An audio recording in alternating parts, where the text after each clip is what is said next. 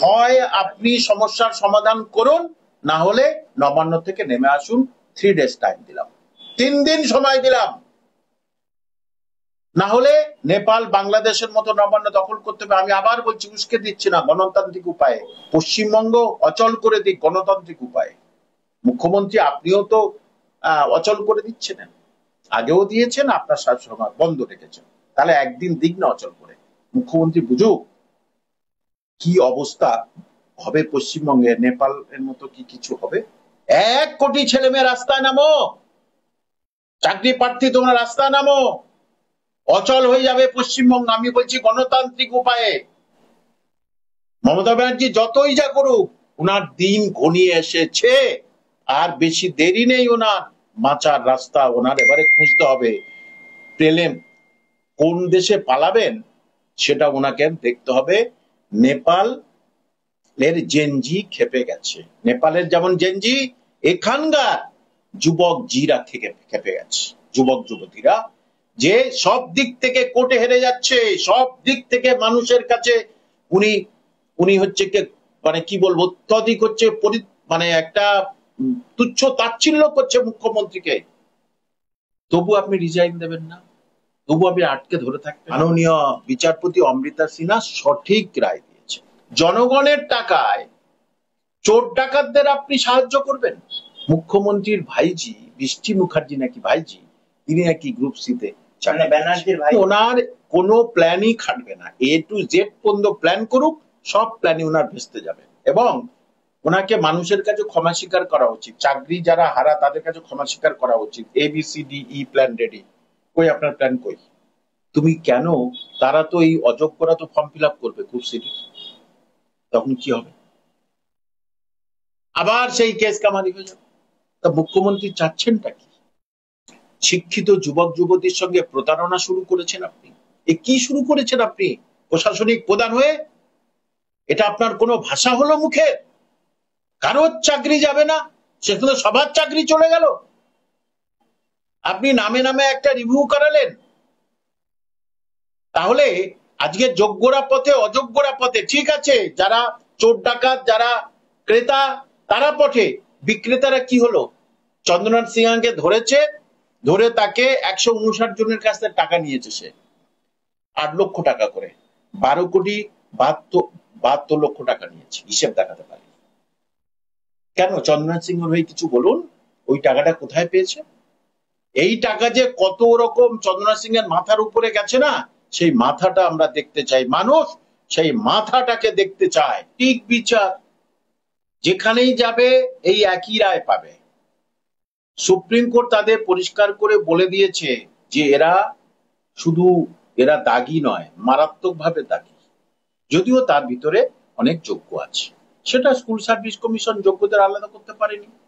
তাহলে তাদের 12% হারে সুদ সহ টাকা আদায় করার পরিবর্তে তাদেরকে জামাই আদরের মতো টাকা দেওয়া হচ্ছে, 20 আর 25,000। মগের মুল্লুক নাকি পেয়েছেন মাননীয় মুখ্যমন্ত্রী আপনি? পশ্চিমবঙ্গটাকে কি আপনি মগের মুল্লুক পেয়েছেন? আমাদের টাকা, মানুষের টাকা, সেইটা নিয়ে আপনি এইরকম তাদেরকে দেবেন যারা অযোগ্য এবং যারা চিহ্নিত অযোগ্য, যারা চোর ডাকাত। কেন দেবেন? সুপ্রিম কোর্ট অর্ডার দিয়েছে। অদ্ভুত এক মুখ্যমন্ত্রী রাজত্বে আমরা বাস করছি। এদিকে রাজ্যে পরিযায়ী শ্রমিকরা চলে, তাদের 5,000 টাকা, পরিযায়ী শ্রমিকদের 10,000 টাকা দিন, অন্তত চলবে। প্রান্তিক যে সমস্ত মানুষ তারা অনেকে খেতে পাচ্ছে না, তাদেরকে দিন। এই মুখ্যমন্ত্রী কি চান? এই মুখ্যমন্ত্রী কি মানুষের মঙ্গল চান? যদি মানুষের মঙ্গল চান তাহলে অযোগ্যদের অত সাপোর্ট করছেন কিভাবে? এবং মাননীয় বিচারপতি অমৃতা সিনহা সঠিক রায় দিয়েছে। এবার ভাতা বন্ধ হলো, এবার আপনি যেটা বললেন 12% হারে, সুদের হারে টাকাটা ফেরত নিতে হবে, সেই প্রক্রিয়া কি তাহলে এবার শুরু হবে, নাকি সেটাও 2026 সালের জানুয়ারি অবধি বন্ধ থাকবে, যতদিন না? দেখুন, ওটার সঙ্গে এটার কোনো তো সম্পর্ক নেই। উনি তো 12% সুদের সঙ্গে কোনো সম্পর্ক নেই একদম। তাহলে উনি ওটা শুনুন, সবচেয়ে বড় জিনিস পাঠক বন্ধুদের জানাচ্ছি, টেকনিক্যাল দিকটা আমি বলছি। সেপ্টেম্বর গ্রুপ সিডির ফর্ম ফিল আপ হওয়ার কথা ছিল, এখনো পর্যন্ত হয়নি। কেন? গ্রুপ সিডির অযোগ্যদের লিস্ট বার করে। তার প্রধান কারণ কি হতে পারে? কোট আনকোট বলছি, মুখ্যমন্ত্রীর ভাইজি বৃষ্টি মুখার্জি নাকি ভাইজি, তিনি নাকি গ্রুপ সিতে, মানে ব্যানার্জির ভাইজি মুখার্জি, ব্যানার্জি, বৃষ্টি ব্যানার্জি না মুখার্জি আমি ঠিক জানি না, ভাইজি হতে পারে কি আমি বুঝতে পারছি না, কোন ভাইজি, কত রকমের ভাইজি তা তো জানি না, তিনি নাকি ওরকম হয়ে আছে কোট আনকোট। তাহলে কি তার নামটা পাবলিশ হলে ঝামেলায় পড়ে যাবে? তাহলে তুমি কেন, তারা তো এই অযোগ্যরা তো ফর্ম ফিল আপ করবে গ্রুপ সিডি, তখন কি হবে? আবার সেই কেস কামারি হয়ে যাবে। তা মুখ্যমন্ত্রী চাচ্ছেনটা কি? দুর্গাপূজার আগে স্বস্তি পাবেন গ্রুপ সি গ্রুপ বি, এটা অনেক আশা করছিলেন যে পুজোর সময় অন্তত ভাতাটা যদি দেওয়া যায়। 1 লাখ টাকা ক্লাব গুলোকে দিচ্ছে, যারা চাকরি হারিয়েছে, যাদের সংসার চলছে না, যাদের সবজি বিক্রি করে খেতে হচ্ছে, ইএমআই বাকি, তারা যদি ভাতাটা পেত অন্তত পুজোর সময় তাদের মুখে তো হাসি ফুটতো।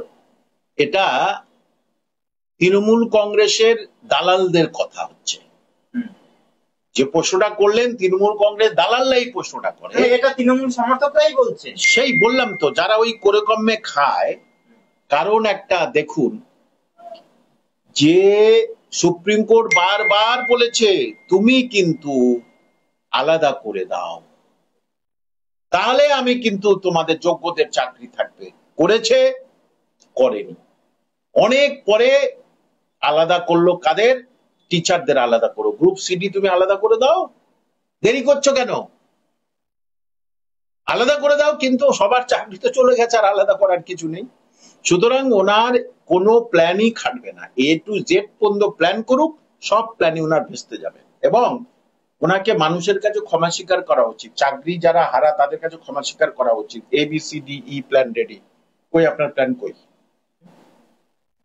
আপনি তো জেএনজি হয়ে যাবে, এখানে নেপাল হয়ে যাবে, উস্কে দিচ্ছেন। না, এটা উস্কে দেওয়ার কথা নয়। পশ্চিমবঙ্গে দেখুন, নেপালে যা ঘটেছে তার থেকে অনেক বেশি ঘটেছে পশ্চিমবঙ্গে। উনি পশ্চিমবঙ্গের অঙ্গরাজ্যের কোন মুখ্যমন্ত্রী বললেন আমি সারা রাত জেগেছিলাম? কেন আপনি বলতে গেলেন? এটা তো রাষ্ট্র টু রাষ্ট্র কথা হবে, রাষ্ট্র স্টেটমেন্ট দেবে, আপনি কে স্টেটমেন্ট দেওয়ার? তার মানে ভয়টা কি আপনার বেশি ধরেছে? মনে হয় বেশি ভয়টা ধরেছে। ওখানে জমি কেলেঙ্কারি, এখানে জমি কেলেঙ্কারি, ওখানে জমি দালাল, এখানে জমি দালাল, ওখানে চাকরি নাই, এখানে চাকরি নাই, চাকরি হলেও সেটা বিগড়ে যাচ্ছে। ওখানে যারা শাসক দলের লিডারদের ফুলে ফেপে উঠেছে, এখানে শাসক দলের লিডার তারাও ফুলে ফেপে উঠেছে, তাহলে একই তো। সুতরাং শুধু সময়ের অপেক্ষা। সেই আবহে আমরা দেখলাম সুমন বিশ্বাসরা তারা আবারও এসএসসি দপ্তর অভিযানের ডাক দিয়েছেন, সমস্ত মানুষকে, সমস্ত দলের মানুষকে তারা একসঙ্গে রাস্তায় বের হওয়ার জন্য অনুরোধ জানিয়েছেন।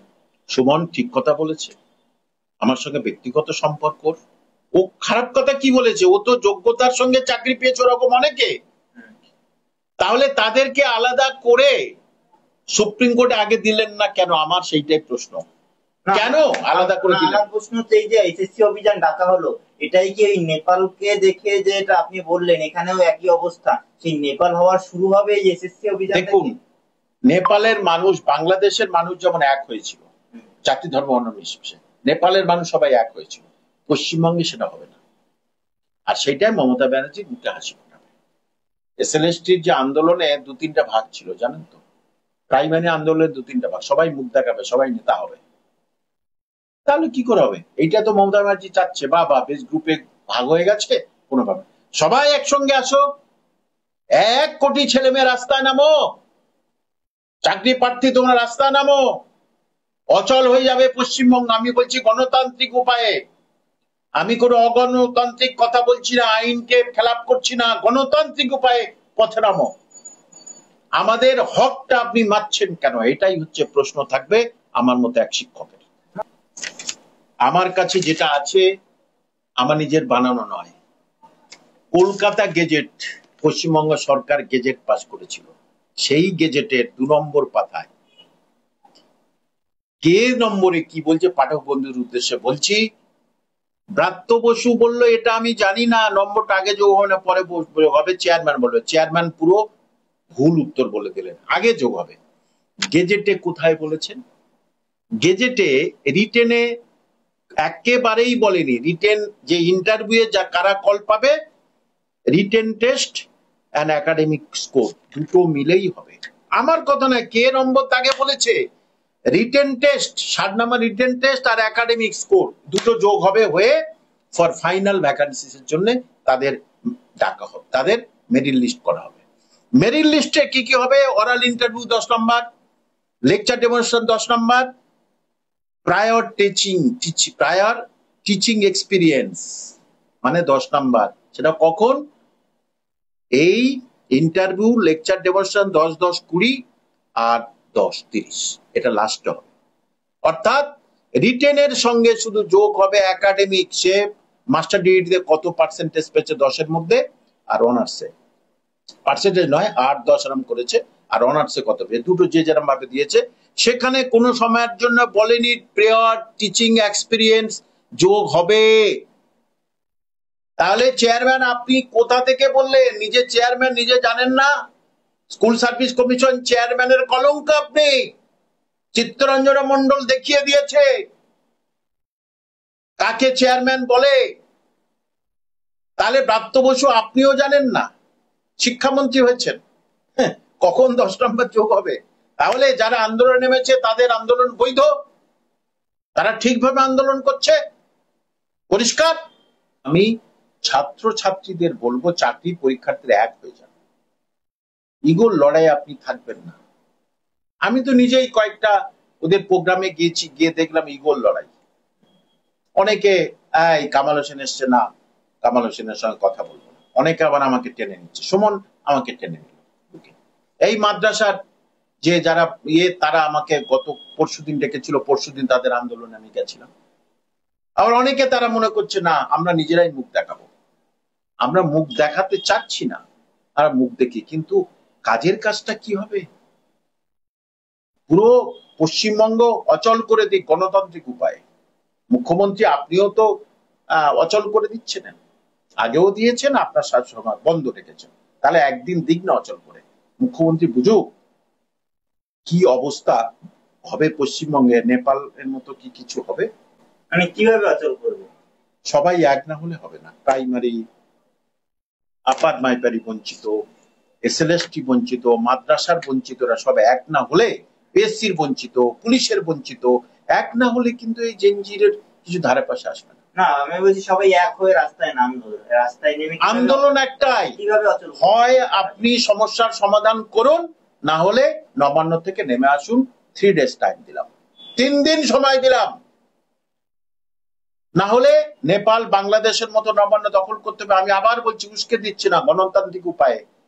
একজন ছাত্র, একজন শিক্ষক মহাশয়, একজন যুবক ছাত্রছাত্রীরা, হায়ার শিক্ষিত ছেলে মেয়েদের মনের কথাটা কামাল হোসেন ছাড়া কেউ বোঝে না পশ্চিমবঙ্গে।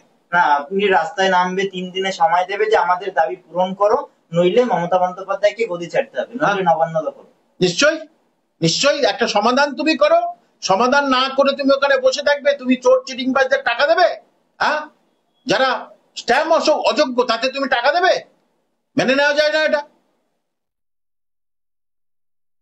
এটাই চাই যুবক যুবতীদের কাছ থেকে। কামাল হোসেনের এটাই হচ্ছে বার্তা, তারা যেন এটাই করে, এবং আমি তাদের পাশে আছি, তাদের আমি সাহায্য করব, গণতান্ত্রিক উপায়ে সাহায্য করব। মানে অপ্রশাসনিক ভাবে নয়, কোর্টের অর্ডার নিয়ে, কোর্টের পারমিশন নিয়ে তারা করুক, আমি তাদের পাশে। আন্দোলনে তো পারমিশনের প্রয়োজন হয় না, সংবিধান আন্দোলনের অনুমতি দিয়েছে, গণতান্ত্রিক উপায়ে তারা করবে। একদম। কিন্তু আপনি যেটা বললেন নবান্ন দখল করা, মানে এর থেকে কি বোঝাতে চাইছেন? নবান্ন আমরা দেখেছি নেপালের কথা, আপনি সমস্যার সমাধান করতে পারছেন না, আপনি থাকবেন কোন অধিকারে? আপনি মাদ্রাসা শিক্ষামন্ত্রী, মাদ্রাসার কি সমাধান করেছেন? আপনি অবাক হয়ে যাবেন, নবম দশমের রেজাল্ট বার করছে, দুটো বাংলার ইংরাজির, 8টা বার করেনি। নবম দশম এসএলএসটি, হ্যাঁ আচ্ছা, 11-12 হচ্ছে কি 11টা বাদ রেজাল্ট। মাদ্রাসা এসএলএসটি রেজাল্ট, এটা ছেলে খেলা নয়। এটা আমি কামাল হোসেন জানি। মাদ্রাসার ক্ষেত্রে আর একটু ডিটেইলসে যদি বলতেন যে কি ব্যাপারটা চলছে। দেখুন, মাদ্রাসা গ্রুপ ডি 14 বছর রেজাল্ট বার হয়নি, সেটা চেপে আছে। 3 বছর পরে এই নবম দশমের বাংলার ইংরাজি রেজাল্ট বার হলো। নবম দশমের 8টা রেজাল্ট বার হয়নি। ভারতবর্ষে কোনোদিন হয়েছে? 8টা সাবজেক্ট রেজাল্ট বার হয়নি। একাদশ দ্বাদশকে 11টা রেজাল্ট দেয়নি এখনো। তাই এটা কোনো কারণ হয়? রেজাল্ট বার হবে সব সাবজেক্টের একসঙ্গে, সবাই একসঙ্গে পরীক্ষা দিয়েছে। ভাবুন, এটা মানুষ জানে না, তাদেরকে বলে দিলাম। মাদ্রাসা মানে সেখানে যেহেতু মুসলমান না আছে তা না, এখন 70 থেকে 80% হিন্দু ভাই বোন মাদ্রাসা শিক্ষক শিক্ষিকা হচ্ছে। মাদ্রাসার উন্নয়ন বা শিক্ষক নিয়োগ হলে তো সংখ্যালঘু সম্প্রদায়ের উন্নয়ন হবে। উনি সংখ্যালঘু সম্প্রদায়ের কোনো উন্নয়ন চান না, সংখ্যালঘুদের ভোটে শুধু ব্যবহার করবেন, এটাই হচ্ছে কি ওনার মনের ইচ্ছা, সেটা আমি বুঝে গেছি। এবং যখন ওনার পার্টির মধ্যে কিছুদিন আমি ছিলাম, তখন আমি বুঝে গেছি সংখ্যালঘুদের উন্নয়ন চায় না। 11খানা চিঠি পাঠিয়েছিলাম মাদ্রাসার উন্নয়নটা ঠিক করার জন্য, কোনো রেসপন্স দেয়নি। উনি সংখ্যালঘুকে ভালোবাসেন, রিজাইন দিয়ে চলে আসলাম। মানুষ ভাবুক উনি সংখ্যালঘুদের কত ভালোবাসেন। সংখ্যালঘুরা সেটা বোঝে? সংখ্যালঘুরা বোঝে না তাদের দুর্বলতা কোথায়। মমতা ব্যানার্জি বোঝে সংখ্যালঘুর দুর্বলতা কোথায়। এটা অদ্ভুত ব্যাপার। সংখ্যালঘুরা আবার বোঝাবে, আপনাকে বলে দিলাম, বোঝাবে। ভোটটা আসুক, দেখুন না, 2 থেকে 3% ভোট সুইং করলেই মমতা ব্যানার্জির অবস্থা খুব খারাপ। আর সেই অবস্থা আসতে চলেছে।